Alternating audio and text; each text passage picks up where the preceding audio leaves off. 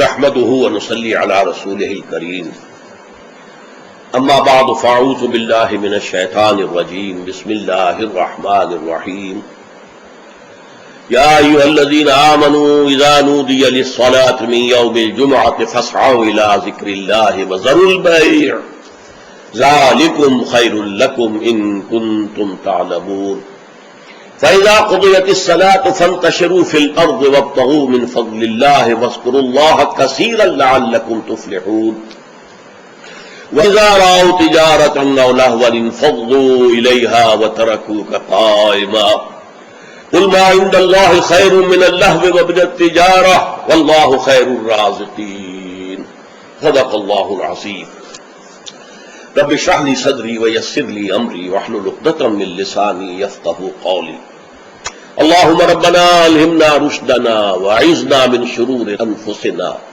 اللهم ارنا الحق حقا وارزقنا اتباعه وارنا الباطل باطلا وارزقنا اجتنابه آمین یا رب العالمین۔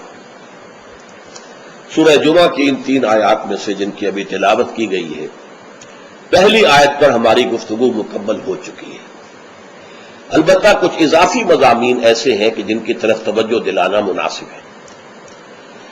انہیں میں سب سے پہلے آداب جمعہ اس کے عنوان سے عرض کر رہا ہوں کہ جمعے کے روز غسل واجب ہے تقریباً علی کل محتلم، یہ حضور کے الفاظ یہ ہیں، غسل الجمعہ کے واجب علی کل محتلم، جو بھی بالغ ہو چکا ہے مرد، عورت پر تو ظاہر بات ہے کہ جمعہ فرض ہے ہی نہیں، جیسا کہ میں عرض کر چکا ہوں، اس کے لیے جمعے کا غسل واجب ہے۔ اور اندازہ یہ ہوتا ہے، میں یقین سے تو نہیں کہہ سکتا، کہ جیسے ہی جمعے کے لیے روانگی ہو اس وقت غسل کیا جائے۔ پھر حضور نے یہ بھی فرمایا ہے کہ اچھے کپڑے پہن کر جاؤ، دھلے ہوئے کپڑے پہن کر جاؤ۔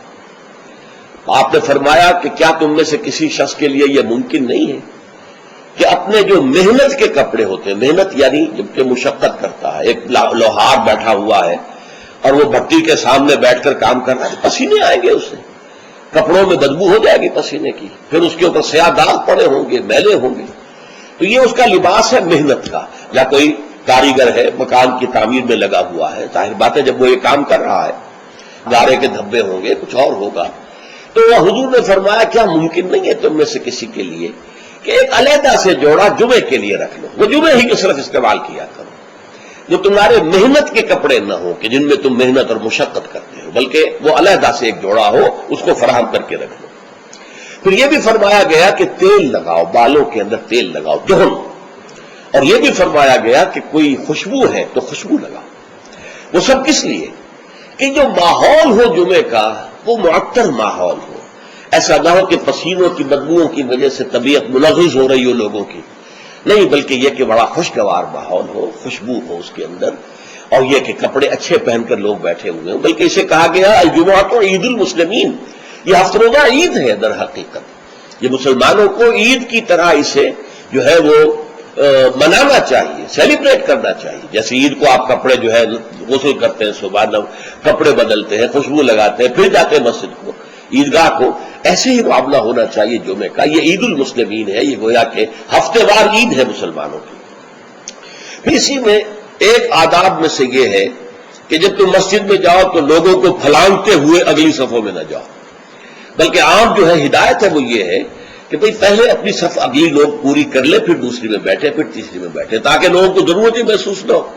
تو وہ دیکھتے ہیں کہ اگلی صف میں جگہ خالی ہے تو پھر وہ لوگوں پہ پھلانگتے ہوئے جاتے ہیں، لیکن ہر صورت پھلانگتے ہوئے یا لوگوں کو علیحدہ کر کے پھر اپنے لیے جگہ بنا، یہ جو ہے اس سے منع کیا گیا ہے۔ خاموشی سے جہاں جگہ تمہیں مل رہی ہے بیٹھ جاؤ، اور پھر اسی میں سے انصات ہے، خاموش رہو، گفتگو نہ ہو۔ یہاں تک کہ حضرت ابو ہریرہ سے یہ روایت ہے ترمذی اور نسائی اور دوسری کتابوں کے اندر، ان رسول اللہ صلی اللہ علیہ وسلم قال اذا قلت لصاحبك يوم الجمعة انصت والامام يخطب فقد لغوت۔ دو آدمی گفتگو کر رہے ہیں، آپ تیسرے آدمی ہیں، آپ سن رہے ہیں، آپ ان سے کہتے ہیں خاموش ہو جاؤ، تو تم نے بھی لغو کام کیا۔ انہیں منع کرنے کے لیے بولنا بھی پسندیدہ نہیں ہے، خاموش اشارے سے کہہ دو، لیکن تم نے اگر آواز نکالی جبکہ امام خطبہ دے رہا ہے، امام کے خطبے کی طرف ساری توجہ، اس جمعے کی ساری حیثیت جو ہے وہ اسی خطبے کی وجہ سے، لہذا اس میں آپس میں گفتگویں کرنا، اس طرح کی چیزیں جو ہے وہ بالکل غلط ہے، آداب جمعہ کے منافی ہیں، جس کی انتہا یہ ہے کہ اگر وہ آپس میں دو گفتگو کر رہے ہیں اور آپ انہیں روکنے کے لیے بھی زبان کھولیں، ان سے خاموش ہو جاؤ، تو یہ بھی فقط لغو تھا، تم نے بھی ایک لغو حرکت کی ہے، بلکہ اشارے کنایت سے کہہ دیا جائے کہ زبان نہ کھولی جائے۔ پھر اس میں حضور کیا کرتے تھے، خطبے میں کیا کرتے تھے؟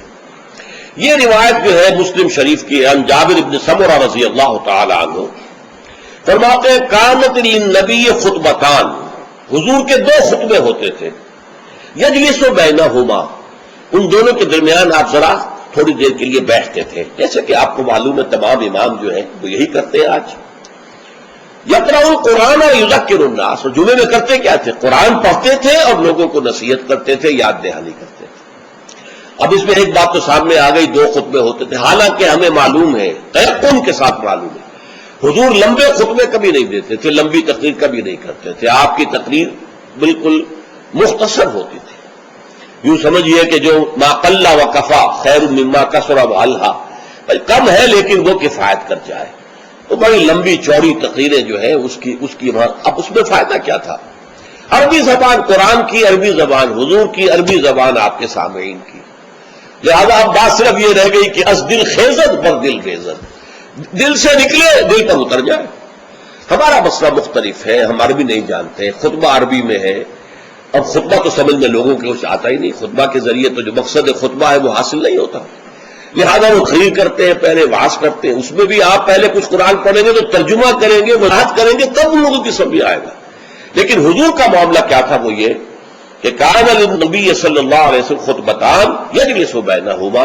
اچھا، اس سے میں یہ سمجھتا ہوں، واللہ عالم، میرا گمان ہے کہ اس سے در حقیقت اشارہ اس طرف ہے کہ یہ خطبہ در حقیقت دو رکعتوں کے قائم مقام ہے، ظہر کی رکعتیں 4 اور جمعے کی رہ گئی 2 رکعتوں کے قائم مقام 2 خطبے، ورنہ نہ تو حضور معاذ اللہ اتنے کمزور تھے کہ چند منٹ کھڑے ہونے کے بعد آپ کو استراحت کی اور بیٹھنے کی اور آرام کرنے کی جو ہے ضرورت ہوتی، نہ آپ کے خطبے اتنے طویل ہی ہوتے تھے، لہذا یہ گویا کہ علامتی ہے، اس بات کے لیے ایک علامتی اہمیت رکھنے والی بات ہے کہ یہ 2 خطبے در حقیقت 2 رکعت نماز کے قائم مقام۔ اب جیسے نماز میں آپ بات نہیں کر سکتے، اسی طریقے سے خطبے کے دوران بھی آپ بات نہیں کر سکتے، آپ کو خاموش رہنا ہے، مؤدب ہو کر پورے طریقے سے سننا ہے خطبہ۔ اس کے بعد فرمایا یقرأ القرآن ویذکر الناس، وہ قرآن پڑھتے تھے خطبے میں بھی۔ اب دیکھیے پڑھنے کا انداز کا فرق ہوتا ہے، ایک شخص قرآن پڑھ رہا ہے، دوسرا شخص قرآن پڑھ رہا ہے، اس کی گہرائیوں میں اتر کر پڑھ رہا ہے، جہاں آواز بلند کرنے کی ضرورت ہے وہاں آواز بلند کرتا ہے، جہاں آواز پست کرنے کی ضرورت ہے وہاں آواز پست کرتا ہے۔ اس طریقے سے وہ قرآن مجید کے اندر سے صرف اس کے معنی ہی نہیں نکال رہا بلکہ اس کے احساسات کو بھی اجاگر کر رہا ہے۔ تو حضور جیسے پڑھتے ہوں گے اس کا خیر ہم تصور نہیں کر سکتے، لیکن یہ کہ یہ ضرور آتا ہے کہ حضور کا خطبہ جو ہے وہ ٹھنڈا ٹھنڈا نہیں ہوتا تھا، جذباتی ہوتا تھا۔ چنانچہ یہ حدیث موجود ہے عبداللہ سے، جابر بن عبداللہ رضی اللہ تعالی عنہما سے، قال کان رسول اللہ صلی اللہ علیہ وسلم اذا خطب احمرت عیناہ وعلا صوتہ واشتد غضبہ حتی کانہ منذر جشن یقول صبحکم ومسعکم۔ حضور صلی اللہ علیہ وسلم جب خطبہ دیتے تھے آپ کی آنکھیں سرخ ہو جاتی تھی، آپ کی آواز بلند ہوتی تھی اور آپ پر ایک غضب کی سی کیفیت طاری ہوتی تھی، گویا کہ کوئی سالار ہے، کوئی سپہ سالار ہے جو اپنے لشکر کو بتا رہا ہے کہ وہ دشمن کا لشکر آ چکا ہے، اب یا تو صبح کو تم پر حملہ ہو جائے گا، شام کو ہو جائے گا، تیار ہو جاؤ پوری طریقے سے۔ تو جیسے کوئی کسی فوج کا سردار جو ہے سپہ سالار اپنے جو سپاہی ہیں ان کو آمادہ کرتا ہے جنگ کے لیے اور انہیں خبردار کرتا ہے کہ دشمن کا لشکر سر پر آ چکا، صبحکم او مسعکم، وہ صبح کو آیا یا شام کو آیا کہ آیا، اس طریقے سے حضور کا خطبہ ہوتا تھا، ٹھنڈا ٹھنڈا نہیں، بلکہ یہ کہ اس کے اندر ایک جوش اور لوگوں کو بھی جوش میں لانے کے لیے ایک ایسا انداز کہ جس سے خود ان کے اندر بھی جوش پیدا ہو جائے۔ اور اس میں کیا ہوتا تھا؟ قرآن پڑھتے تھے۔ ایک صحابی نے فرمایا ہے کہ میں نے سورہ قاف حضور کے خطبہ جمعہ سے یاد کی ہے، یعنی عام طور پر آپ سورہ قاف اس طرح پڑھتے تھے کہ پھر مجھے اس کے یاد کرنے میں بڑی آسانی ہو گئی اور میں یاد کر لیا میں نے. اس سے متعلق میری زندگی کا بھی ایک واقعہ ہے. میں بھی حیران ہوں اس طرح کے جب بات پڑھتا ہوں. یہ سن 54 کی بات ہے. جمعیت طلبہ میں میں تھا اس وقت، اسلامی جمعیت طلبہ، ایک تربیت گاہ ملتان کی جمعیت نے منعقد کی. اس میں درس قرآن کے لیے مجھے بلایا گیا. وہ ایک محلہ ہے ملتان کا قدیر آباد، اور قدیر آباد میں ایک مسجد تھی، حافظ عبدالتواب صاحب کی مشہور تھی، نابینا تھے. فجر کی نماز ایک روز میں نے اس مسجد میں پڑھی اور اس کے امام نے، یا خود حافظ عبدالتواب تھے یا کوئی اور صاحب تھے واللہ اعلم مجھے نہیں معلوم، فجر میں سورہ قاف پڑھی. اس قدر عمدگی سے پڑھی، اتنی خوشحالی سے پڑھی. اس طرح اس کو پڑھتے ہوئے مجھے اپنے اندر جو ہے محسوس ہوا کہ کوئی چیز جو ہے جنبش میں ہے. رقص جاز برہم جلد افلاق را، تو یہ تو انسان کی روح کا رقص ہے کہ جو ہوتا قرآن کے ساتھ. میں نے اسی دن سورت قاف حفظ کر لی. اسی دن 3 رکوع ہیں، چھوٹی نہیں ہے، لیکن اسی دن میں نے حفظ کر لی. اس لیے کہ اس کا اتنا نقش مجھ پر قائم ہو چکا تھا قلب پر کہ پھر اسے یاد کرنا بہت آسان تھا. اسی طرح ایک مرتبہ مولانا اصلاحی صاحب کے پیچھے جمعہ پڑھا. انہوں نے سورہ قیامہ پوری کی پوری اس خطبے کے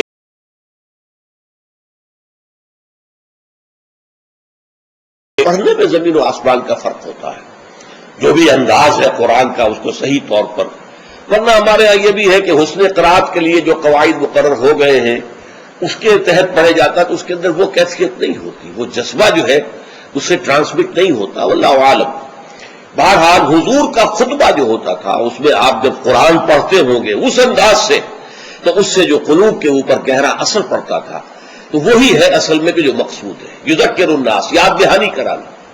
دیکھیے یہی وجہ ہے کس قدر گہرا ربط ہے.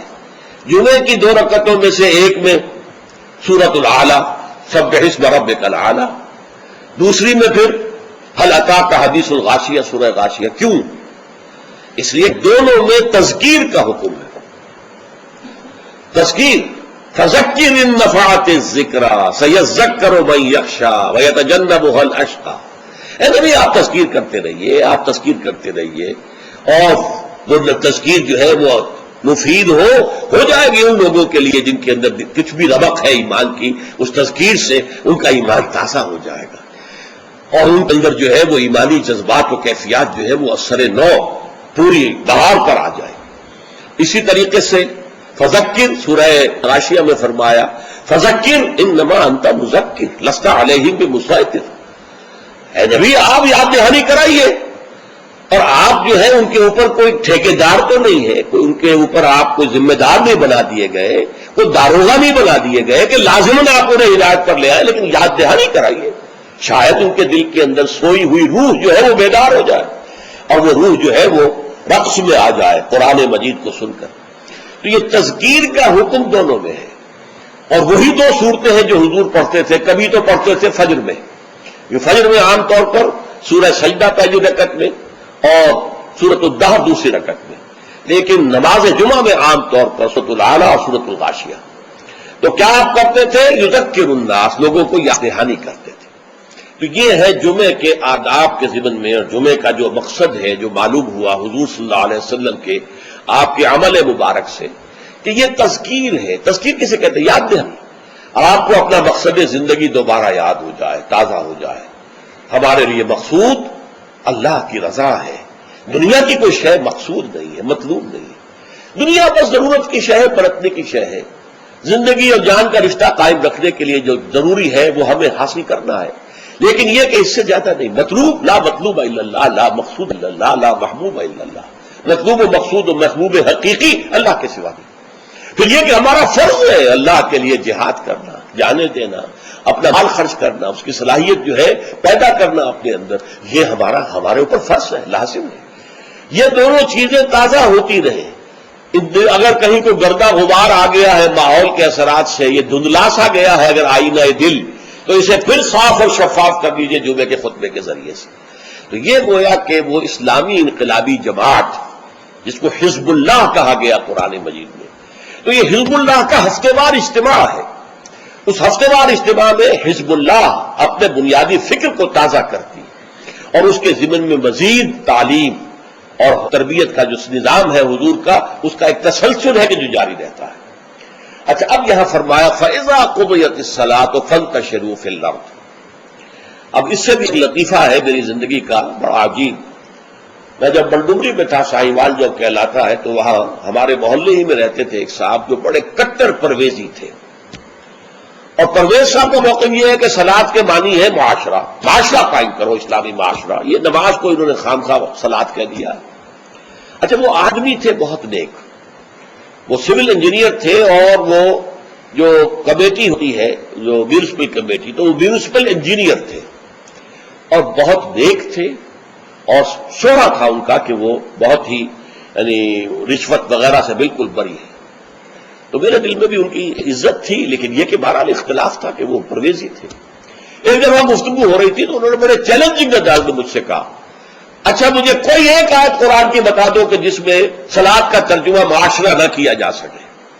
پہلے تو میں مرعوب سا ہو گیا کہ اس قدر تیقن کے ساتھ انہوں نے بات کی ہے، شاید واقعی قرآن میں ایسی کوئی آیت نہ ہو کہ جس کا ترجمہ جو ہے، جہاں پر ترجمہ صلاۃ کا جو ہے وہ معاشرہ نہ کیا جا سکے۔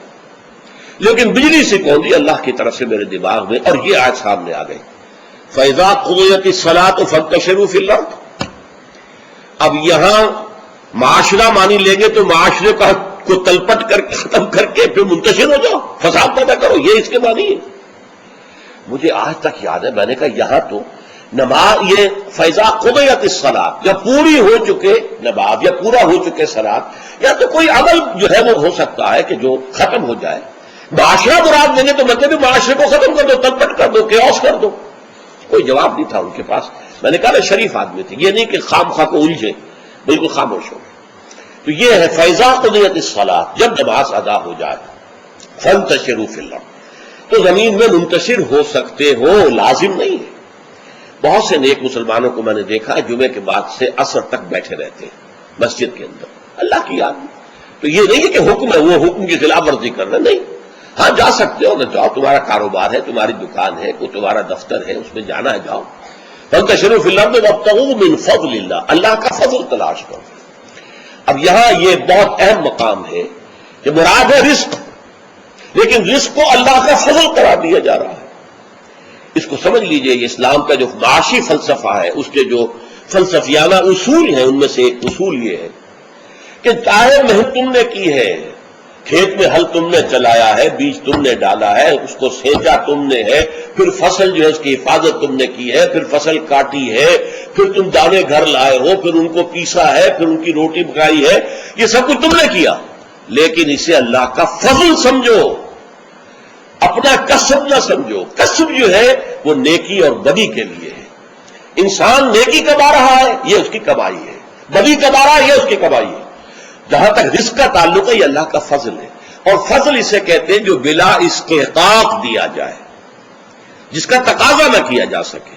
جس کی مثال سادہ سی میں دیا کرتا ہوں کہ آپ نے کسی مزدور کو رکھا ہے، 8 گھنٹے اس نے کام کرنا ہے، آپ نے فرض کیجئے 100 روپے مقرر کیے ہیں اس کی مزدوری۔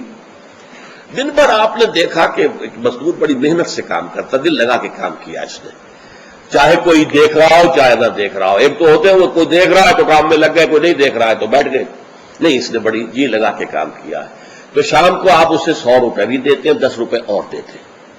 یہ 10 روپے فضل ہے، یہ وہ ڈیمانڈ نہیں کر سکتا، ڈیمانڈ تو 100 کر سکتا تھا، 100 طے ہوئے تھے، لیکن آپ نے اپنی طرف سے بغیر اس کے کسی قانونی استحقاق کے 10 روپے اسے دے دیے، یہ فضل ہے۔ اسی طریقے سے رزق جو بھی انسان کو ملتا ہے وہ فضل ہے اللہ کا، اسے اپنا کسب نہ سمجھو۔ جب تم سمجھو گے یہ اللہ کا فضل ہے تو پھر دیکھو گے اللہ اس کو کس طور سے خرچ کرنا چاہتا ہے، کروانا چاہتا ہے مجھ سے، کس کس کے حقوق اللہ نے اس میں رکھے ہیں۔ تو فَابْتَغُوا مِن فَضْلِ اللَّهِ وَاذْكُرُوا اللَّهَ كَثِيرًا، لیکن اس میں بھی اللہ کو کثرت کے ساتھ یاد کرو۔ یہ نہ ہو کہ مسجد میں تو اللہ کا ذکر ہوا، باہر نکل گئے تو بھول گئے، نہیں، بلکہ یہ کہ جو کام کر رہے ہو اس میں کام میں تمہارے ہاتھ مصروف ہو اور دل تمہارا جو ہے وہ اللہ کے ساتھ لگا ہوا ہو۔ جسے آپ کہتے ہیں پنجابی میں ہتھ کارول دل یارول، یہ ہے ذکر کثیر۔ اور ذکر کثیر کا سب سے بڑا ذریعہ کیا ہے کہ جو مصنون دعائیں ہیں حضور صلی اللہ علیہ وسلم سے، رات کو سونے لگے ہیں تو دعا ہے، صبح اٹھے ہیں تو دعا ہے، بیت الخلاء میں داخل ہو رہے ہیں تو دعا ہے، باہر نکلے ہیں تو دعا ہے، ظاہر بات ہے کوئی ایکسٹرا ٹائم تو آپ کا نہیں لگ رہا، وہ کام کر رہے ہیں آپ، لیکن ہر کام کے شیشہ دیکھا ہے، آئینہ دعا ہے، کپڑے بدلے ہیں دعا ہے، گھر سے نکلے ہیں مسجد کے لیے دعا ہے، مسجد میں داخل ہوئے تو دعا ہے، مسجد کے اندر تو ذکر ہے ہی ہے سارا، باہر نکلے ہیں تو دعا ہے، بازار میں داخل ہو رہے ہیں تو دعا ہے، بازار سے واپس آ رہے ہیں تو دعا، ہر کام کے لیے دعا ہے۔ یہ دعا جو ہے یہ ذکر کثیر کا سب سے بڑا طریقہ ہے، ذریعہ ہے، اور اس کے اندر دوہری ہے بات کہ ایک تو آپ کا اللہ سے تعلق قائم ہو گیا کہ آپ نے دعا اللہ سے کی ہے، ایک آپ کا تعلق حضور کے ساتھ قائم ہو گیا کہ آپ نے الفاظ وہ استعمال کیے جو حضور کے الفاظ ہیں، تو گویا کہ دو نسبتیں تازہ ہو گئیں جب بھی آپ نے ایک مسنون دعا پڑھی ہے۔ تو دعا ادعیہ مسنونہ جو ہے در حقیقت وہ دوام ذکر کا سب سے بڑا ذریعہ ہے۔ اس کے لیے علیحدہ سے وقت نکال کر کوئی آسن بنا کر اور کوئی ضربے لگا کر اس کی ضرورت نہیں، بلکہ ہر کام کرتے ہوئے، تو زندگی کے ہر کام کے ساتھ دعا ہے، اور وہ دعا ہے مسنون جو حضور سے ثابت ہے۔ لہذا دو نسبتیں جو ہے جس کو آپ کہتے ہیں ایک تیر میں دو شکار، اللہ سے دعا ہو گئی، اللہ سے تعلق قائم ہو گیا، اور الفاظ آپ نے وہ استعمال کیے جو محمد الرسول اللہ سے منقول ہے صلی اللہ علیہ وسلم، آپ کا تعلق حضور کے ساتھ قائم ہو گیا۔ وَاذْكُرُوا اللَّهَ كَثِيرًا لَعَلَّكُمْ تُفْلِحُونَ، تاکہ تم فلاح پاؤ۔ اب جو تیسری اور آخری آیت ہے وہ ایک خاص واقعے سے متعلق ہے۔ وَإِذَا رَأَوْا تِجَارَةً أَوْ لَهْوًا انفَضُّوا إِلَيْهَا، اے نبی ان لوگوں کا حال یہ ہے، ان لوگوں سے کیا مراد ہے اب یہاں معین نہیں ہے، لیکن کچھ لوگ جو بہرحال مسجد میں نماز جمعہ ادا کر رہے تھے، اذا رأوا تجارۃ، جب انہوں نے دیکھی کوئی تجارت، کوئی کاروبار، او لہوا، یا کوئی کھیل تماشا، کہیں سے کسی مداری کی ڈگڈگی کی آواز آ گئی، تو اب یہ ہے کہ یہ آپ کو چھوڑ کے یہ ادھر متوجہ ہو گئے، انفضوا الیہا وترکوک قائما، اور آپ کو کھڑے ہوئے چھوڑ گئے۔ قل ما عند اللہ خیر من اللہو ومن التجارہ، بڑی شدید جو اس پر سرزنش آئی، ان سے کہہ دیجئے جو اللہ کے پاس ہے وہ تجارت سے بھی اور یہ دل لگی کے کاموں سے اور یہ تفریح کے کاموں سے سب سے بڑھ کر قیمتی شے ہے، اور اللہ تعالیٰ جو ہے وہ رزق دینے والا ہے۔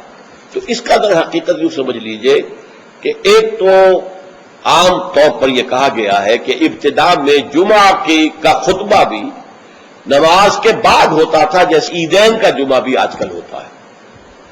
عیدین میں آپ کو معلوم ہے 2 رکعت نماز کے بعد جو ہے وہ خطبہ ہوتا ہے، تو ابتدا میں صورت یہ تھی کہ اسی طرح جمعے کا خطبہ تھا۔ تو کچھ لوگوں نے یہ سمجھا کہ جمعہ تو ادا ہو چکا، خطبے کی اہمیت ان کے سامنے نہیں تھی، اور صورتحال یہ تھی کہ سخت قحط پڑا ہوا تھا، اجناس کی کمی تھی بازار میں، گندم جو وغیرہ دکانیں خالی تھیں۔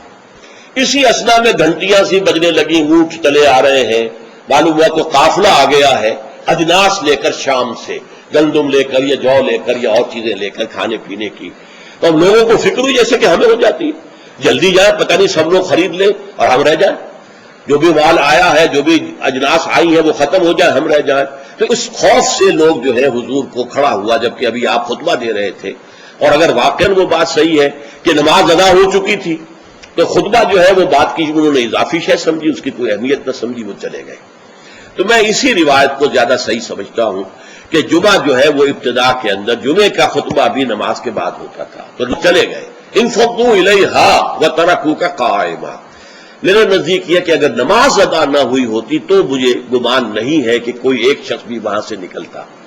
اچھا، نکلنے والوں میں ظاہر بات ہے کہ سب سے پہلی فہرست پر تو منافقین ہوں گے جن کے دلوں میں ایمان ہے ہی نہیں، یا ضعیف الایمان لوگ ہوں گے، یا کچھ غافل قسم کے ہوں گے جنہیں خطبے کی اہمیت کا علم نہیں تھا۔ تو اسی اعتبار سے بڑی مناسبت ہے کہ یہ آخری آیت جڑی ہوئی ہے اگلی سورت سے، سورہ منافقون، اور اس میں بھی اذا جاءک المنافقون قالوا نشهد انک لرسول اللہ واللہ یعلم انک لرسولہ واللہ یشہد ان المنافقین لکاذبون۔ تو گویا کہ یہ اس طریقے سے جڑ گئی ہیں دونوں صورتیں، سورہ جمعہ اور سورہ منافقون، اور حضور صلی اللہ علیہ وسلم اسی وجہ سے کبھی کبھی سورہ جمعہ اور سورہ منافقون فجر میں پڑھتے تھے۔ اکثر تو میں بتا چکا ہوں کہ سورہ سجدہ اور سورہ دہر، لیکن کبھی کبھی سورہ جمعہ اور سورہ منافقون پڑھتے تھے کیونکہ یہ آپس میں جڑی ہوئی ہے۔ وَإِذَا رَأَوْا تِجَارَةً أَوْ لَهْوًا انفضوا إِلَيْهَا، اب یہاں پر لوگوں کی ہدایت کے لیے لہو کا لفظ بھی اضافہ کر دیا گیا۔ جو واقعہ میں نے بیان کیا اس میں صرف یہ کہ گندم یا کچھ اور جو ہے وہ اجناس جو ہے ان کی کمی تھی، اور اس وقت وہ قافلہ آ گیا تو بہت سے لوگ ادھر متوجہ ہو گئے اور حضور کا جو خطبہ جاری تھا اس کی پرواہ نہیں کی. اس پر سرزنش کی گئی. اس سے اضافی فائدہ کیا ہوا کہ خطبے کی اہمیت واضح ہو گئی کہ نماز جمعہ تو ہے ہی خطبے کے لیے، ورنہ نماز تو تم ظہر کی پڑھتے ہو، 4 رکعتیں پڑھتے ہو، اور یہاں تم نے 2 رکعتیں پڑھی ہیں. اصل میں تو یہ خطبہ جو ہے وہی ہے در حقیقت جس کے ذریعے سے اپنے انقلابی فکر کو تازہ رکھنا ہے، اپنے انقلابی جذبے کو، جہاد اور قتال کے جذبے کو برقرار رکھنا ہے. یہ اس کے لیے ایک نظام تعلیم ہے، تعلیم بالغہ کا نظام. اب اگرچہ اس وقت صورت یہ ہے کہ نماز جمعہ کی اور خطبہ جمعہ کی وہ حیثیت الا ماشاء اللہ کہیں کہیں اگر ایسا ہو تو ہو کہ یہ مقصد پورا ہو رہا ہو، ورنہ حقیقت میں نہیں ہوتا. یا فرقے واریت کی بحثیں ہوتی ہیں، ایک دوسرے پر کفر کے فتوے لگتے ہیں، اور یا یہ کہ کچھ سیاسی مزاج کے جو ہے وہ سیاست پر گفتگو کرتے ہیں. تو یہ نہیں ہے، لیکن پھر بھی کھنڈر بتا رہے ہیں عمارت عظیم تھی. آج بھی مسلمان جس اہتمام کے ساتھ جمعے کے لیے جاتے ہیں، جتنی بڑی بڑی گیدرنگز ہوتی ہیں، کانگریگیشنز ہوتی ہیں، تو اس سے معلوم ہوا کہ محمد کا قائم کردہ یہ نظام صلی اللہ علیہ وسلم کس قدر محکم تھا. اور آج تک بھی بڑا پیارا ہی مصرع ہے، کھنڈر بتا رہے ہیں عمارت عظیم تھی. اگرچہ وہ اصل عمارت تو ختم ہوئی، رہ گئی رسم ادا روح بلالی نہ رہی، فلسفہ رہ گیا تلقین غزالی نہ رہی، نماز و روزہ و قربانی و حج یہ سب باقی ہے، تو باقی نہیں ہے. اللہ کی روح جو ہے تقوی اللہ وہ ختم ہو چکی ہے. لیکن یہ ہے کہ پھر بھی یہ کھنڈر جو ہے یہ بھی بتا رہے ہیں کہ عمارت جب تھی قائم تو کتنی عظیم ہوگی، جبکہ اس کے ڈھانچے کے اندر اس کی روح بھی تھی، تذکیر، یاد دہانی، اسلام کے انقلابی جذبات کو تازہ کرنا، اپنے انقلابی فکر توحید کو تازہ کرنا. تو یہ گویا کہ حزب اللہ کا ہفتے وار اجتماع تھا. بارک اللہ لی ولکم فی القرآن العظیم ونفعنی وإیاکم بالآیات والذکر الحکیم.